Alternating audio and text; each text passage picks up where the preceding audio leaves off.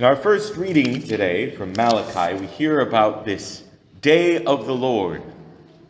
This day of the Lord. A day that's a day of judgment and purging the war of evil, a day of justice, but also, as it says, a day of healing. The day of the Lord will be like a blazing light, purging the world from evil, but there will also be healing in his rays. So what is this day of the Lord? And how do we relate to it, or what do we do with it today? For Malachi, he's referring to the day of the Lord. There's actually two sort of days of the Lord that are referenced by this. The first one had not yet happened for Malachi, but has happened for us. That is the coming of Christ in the world. And Malachi was anticipating the coming of the Messiah of Jesus Christ, that day of the Lord, which has come. That Malachi was anticipating. We might say the first coming of Christ. And then for us, we also await a second coming of Christ. And both of these days of the Lord are relevant to us here and now. So first there was this first coming of Christ, which Malachi was anticipating and which we are the beneficiaries of. When Christ came down to earth, that we celebrate at Christmas, and then his Paschal mystery we celebrate during Holy Week and Easter. That this day of the Lord, Christ brought, if you will, justice and judgment into the world, and also brought healing and mercy. That when we look at the cross, the saving act of Jesus Christ, that is where he perfectly brings together justice and judgment with pardon and mercy. Because the cross, Jesus on the cross, first of all, is convicting. It convicts humanity, it convicts the world of our sin. That God came down to encounter us, and in our sinfulness we rejected him, and he was killed on the cross. That this is the price of our sins, that God, who is love and goodness itself, came down and we rejected him, and he's died on the cross. It's convicting of our sinfulness. And yet, at the same time, while it convicts us, it is not a condemnation, but rather, it's also a message of healing, redemption, and salvation. That God convicts us of our sins and yet doesn't leave us there in our sin, but his mercy comes to us to bring healing, to say that I won't leave you there, to also show while this is the cost of the sin, it's also the price he's willing to pay to save us and draw us to himself. Many of the early Christian writers saw in the cross the fulfillment of a verse in Psalm 85. Psalm 85 talks about how justice and mercy have met. Truth and love have been brought together. Justice and mercy have kissed.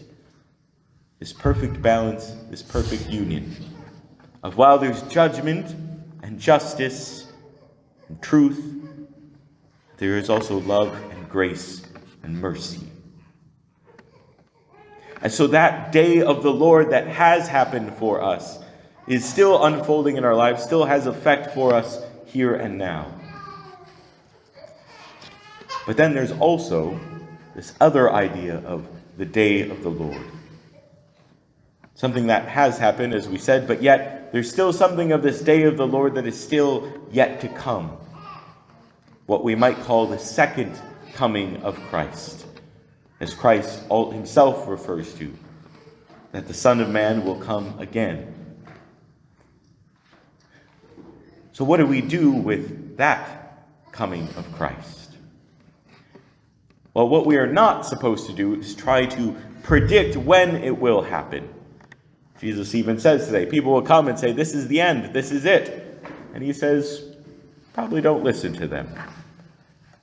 And yet, for some reason, people keep trying to guess when the end will come. But the point is to prepare, not to predict. Prepare, don't predict. That is, to live our lives in such a way that we are always ready for the day of the Lord, ready to meet the Lord.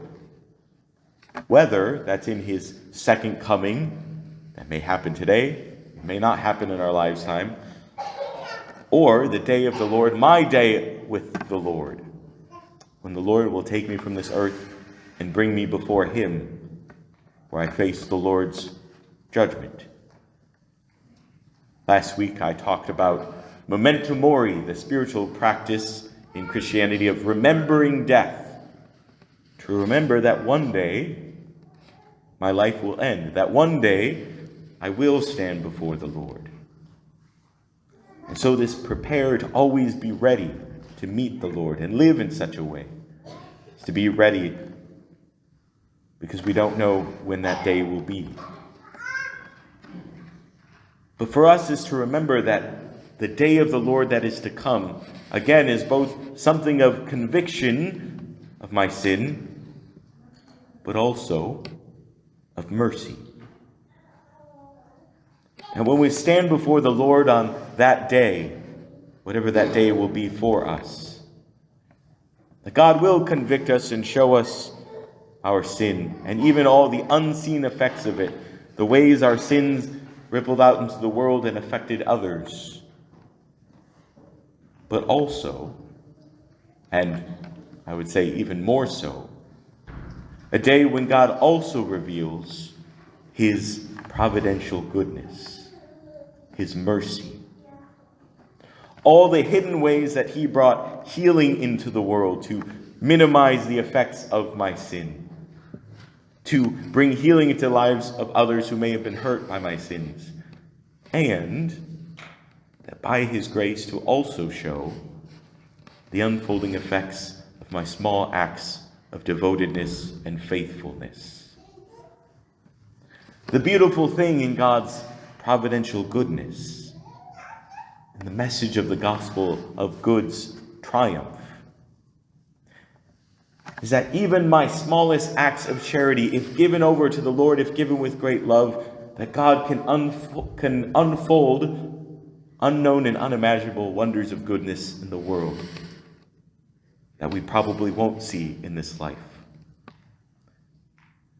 That when I am faithful to God, even in these little things, these small acts of charity, that it may end up having an effect in someone's life halfway across the world 100 years from now.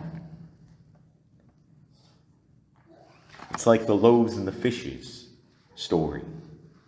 When there was this multitude, this great need before Christ, and all the people had to offer, all the apostles had to offer was a few loaves and a few fish. But what good is this for so many? For the tremendous need in the world, for the great lack in the world. And yet when faithfully given over to Christ's hands, he can unfold it to be an abundance. And so this is our great hope. And this will also be part of the day of the Lord. To trust that when I do these small acts of charity, of love, of kindness, when I'm faithful to the Lord in little things, when I offer up little sufferings as prayer, when I offer my prayers, when I turn to the Lord, that we can't see or know the ways he unfolds his grace, how he uses these small offerings of us to unfold a greater goodness in his great plan. And so we're to prepare for the way of the Lord by turning to him, remembering his goodness. And when the world seems overrun by evil, by insurrections, by war, by famines, by plagues, by natural disasters, and the answer is always to prayerfully persevere, to turn towards the Lord again and again, to do all I can to minimize the sin in my life and maximize love and charity, and trust that the Lord in his goodness will take our efforts, that by his grace he multiplies those to bring about an even goodness in the world. That at the final day, at the day of the Lord, evil will be purged and and it'll be a day of great light, of healing, of mercy, and of hope.